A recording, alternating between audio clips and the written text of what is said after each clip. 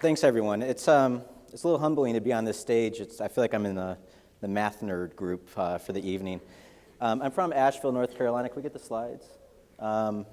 Asheville is a small town. It's about 90,000 people, about 4 hours northeast of here. Beautiful setting. We're in the Blue Ridge Parkway area up in the Smoky Mountains. We have bluegrass music, beer. We've got 40 breweries in town for 90,000 people. We drink a lot. That's about 5,000 people per brewery, if you're doing the math. And like any quirky little mountain town, we have men dressed as nuns on tall bikes that eat fire. It's your typical little place. It didn't start that way. Just show of hands, who's been to Asheville before? Oh, wow. That's crazy. Well, thanks. Thanks for drinking our beer. It didn't start that way. It was kind of a messy place. It had suffered a lot of the urban decline that many cities have done. Our company is a spin-off of a real estate developer, Julian Price, who invested his money downtown to do redevelopment. So we did your typical rehab, fix this building into this, bringing people downtown. But often we found ourselves telling the story of numbers, doing scary math, if you will. This is what we're known for. A lot of people have used this graphic and basically comparing our building downtown against a Walmart and making things apples to apples so you can see the net productivity of a simple 6-story building against a Walmart, right? Just put the numbers up there and let the numbers do the talking.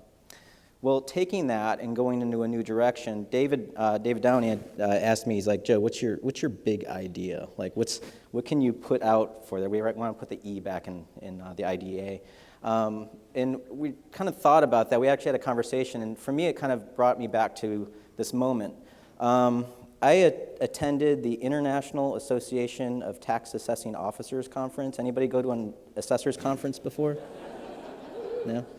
Assessors conferences kind of make this conference feel like Burning Man by comparison. It's probably the most square conference I've ever been to, but it was an amazing experience. First thing in the morning, 8 o'clock in the morning, this guy is presenting. He's the head of tax policy for Walmart. Charles Terrell was doing this amazing presentation on how cheap a Walmart building is. And he's just showing spreadsheet after spreadsheet about how cheap those buildings are. I'm in the back of the room thinking this is brilliant. He's getting all of his tax bills across the entire country lowered in one meeting. How brilliant is that? But the citizen inside me was hearing, that's all I could hear was how low of a tax he was going to pay. So during the Q&A, I asked him, I said, what's the useful life of one of your buildings? And he immediately shot back, 15 years. We'll be out of that building in 15 years. Our job is to start a depreciation cycle and get that down to nothing again, and we move on to a new building. So I was talking with David about this. We tend to villainize Walmart. I actually don't have a problem with Walmart. What we should understand is don't hate the player, hate the game. Understand our tax system. They're just very facile with it. So my message here is understanding the game. The game actually goes back to the start of our country. This is another corporation. This is the East India Bay Tea Company flag. And our country formed a revolt when we actually taxed tea differently in the States versus, or the colonies then, versus England. We found that patently unfair. So here's a tax system that actually started back then that drives what we're dealing with today. Think of another corporation. We'll just read it. This is from Oxford American Dictionary. It says to constitute a company, a city, or other organization as a legal corporation. You all get this. You manage corporations, right, inside larger corporations called cities and counties. So my corporation, the city of Asheville, is a $12.8 billion real estate investment development, right? My city is a $1 billion, or my downtown is a $1 billion investment in the corporation. So it's just a finite boundary of land that has to be managed. Do y'all get this? I mean, this is how we think of cities. So to use a quote from Ted Turner, life is a game and money is how we keep score. Well, if we're keeping score, Asheville is 6 times the value of this guy. So if he's keeping numbers, if he understands the return of a TV commercial, shouldn't we be doing this stuff? So if we look at land like a product, if we look at the buildings as crops, we've done this all across the country. We've done it in Canada, New Zealand. When you mash it up, it's real simple. For every dollar of county taxes somebody's paying in the county, out in the county, a city resident's paying about $5 to the county per acre. The Walmart's at $7, the mall's at $9, but as soon as you get to a 2-story building, this could be in Driggs, Idaho, or downtown Durham, North Carolina. As soon as you get to a 2-story building, it bumps up. And it's not a proportional growth, it's an exponential growth skyward as you go into the downtown. So the numbers are there to explain what we do.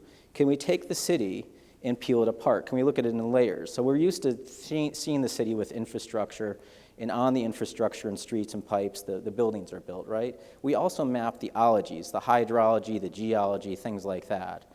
what we've kind of gotten into is separating nature and the man-made and mapping the economics, making like an economic MRI of your community and seeing how the cash flow operates, right?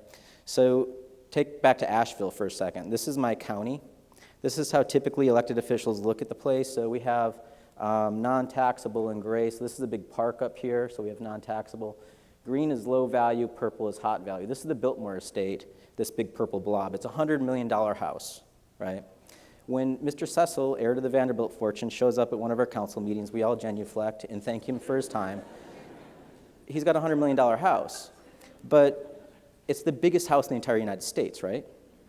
He's got 8,000 acres of land. That's not a fair way to look at his real estate. That's like the biggest gas tank in the community versus the miles per gallon. When we change the numbers, and rather than say total value, let's do value per acre, the map changes, and I'll just show it to you in 3D. Anybody want to take a guess where downtown Asheville is? Right?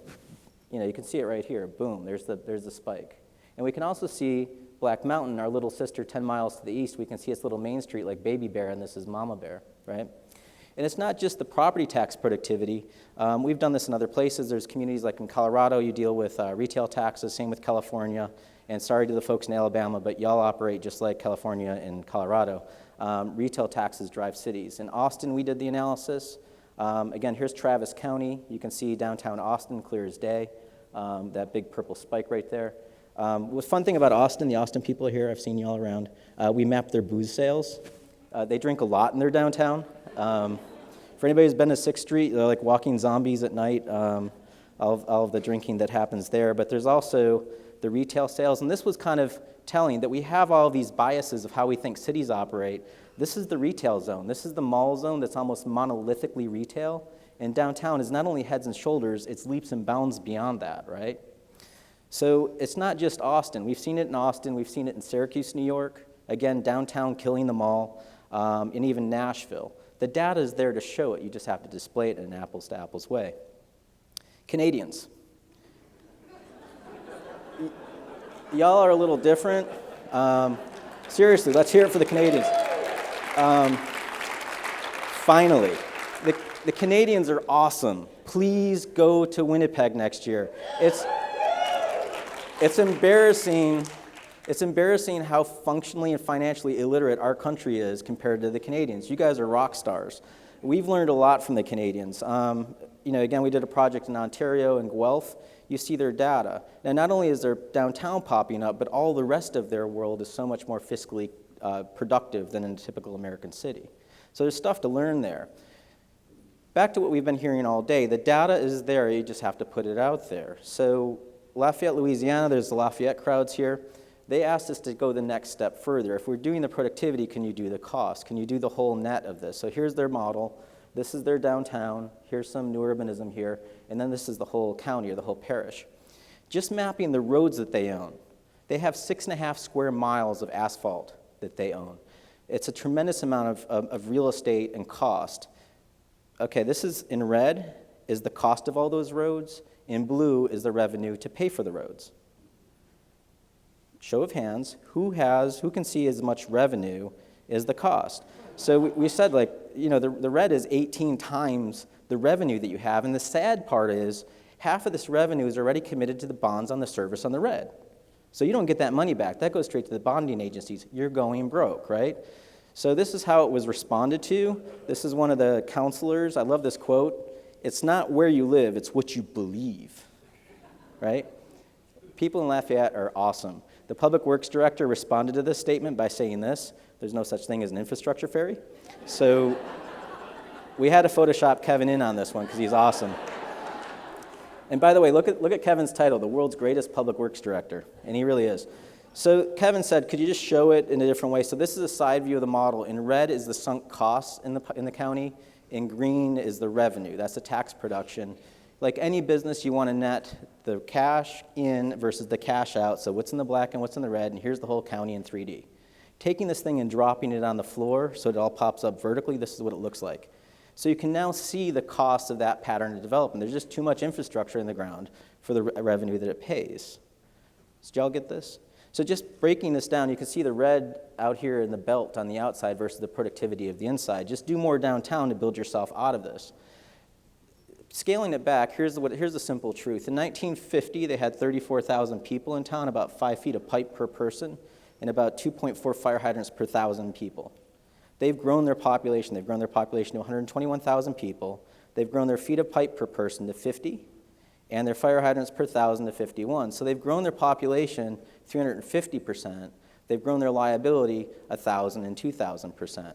And they told us the whole time, like, look, Joe, we got oil money out of the Gulf, we got rich, which is true. They did increase their revenue. They've increased their household income from $28,000 a household to about $45,000 a household.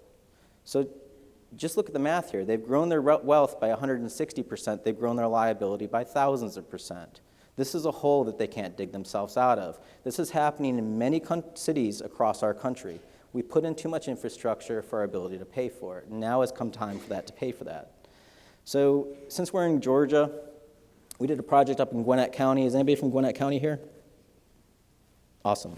So I was under strict orders in Gwinnett County. Before we did our presentation, I was not allowed to say 4 words. I wasn't allowed to say the word urban, which is really hard when your company is named Urban3. I couldn't say city. I couldn't say town or municipal.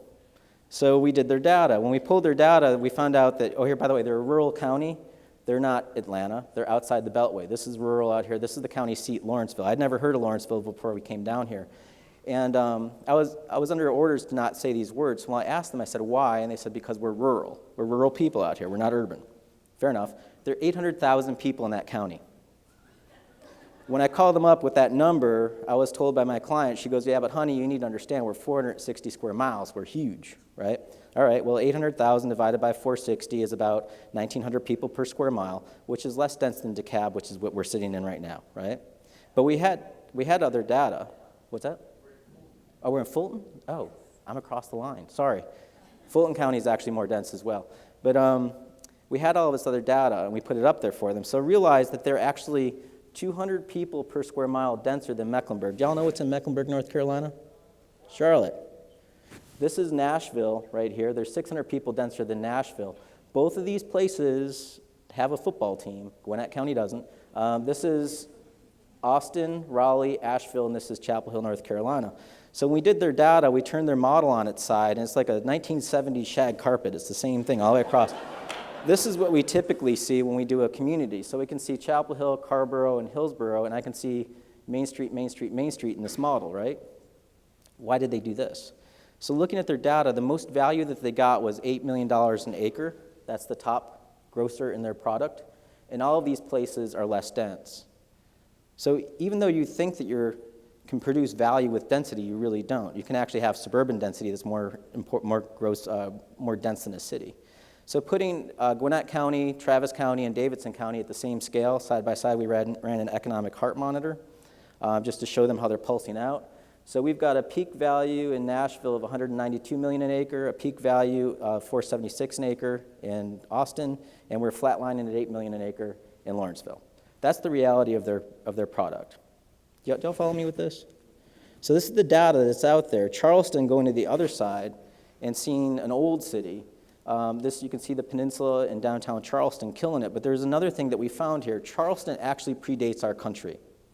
They have buildings older than the United States. This is a building built in 1686. It's the oldest liquor store in the country. So we decided, let's just grab all the buildings that predate the United States. Here they are. Here they are in a map. And here's their data. They're 21 acres of buildings. Last year, they paid the county $600,000 in taxes. It just so happens that their best Walmart is also 21 acres, and it only paid the county $47,000. So those buildings have been producing that value for 240 years. That Walmart's going to be gone by 2020. That's the reality of our tax system, and that's the math that's hiding in plain sight. We need to do this stuff. It's not market forces driving this. It's all tax policy, and we need to understand this. Moses didn't deliver our tax codes, people. We need to understand this stuff. So back to that chart, realize this used to be a retail building, and it's come back in many lives. It's now residential with office and retail, producing wealth for my community. We need to understand how to produce value long term. Downtowns are the golden goose producing the eggs for folks. We need to keep feeding those golden goose and not kill them and make pate, right? Just do the math on this. that this is our tax policy driving this, and we should be literate about that. So thank you.